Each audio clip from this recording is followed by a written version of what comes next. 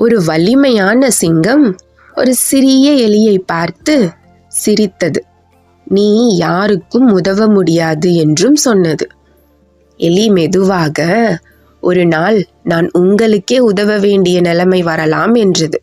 எலி சொன்னதை கேட்ட சிங்கம் சிரித்துக்கொண்டே சென்றது.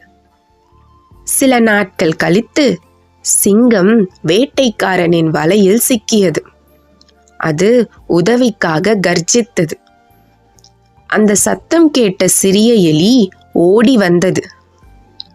பொறுமையுடனும் தைரியத்துடனும் கயிர்களை கடித்து சிங்கத்தை விடுவித்தது. சிங்கமும் வலையிலிருந்து விடுபட்டது. இந்த கதையின் செய்தி, யாரையும் குறைத்து மதிப்பிடாதே, சிறிய செயல்களும் பெரிய அதிசயத்தை உருவாக்கும் என்பதுதான்.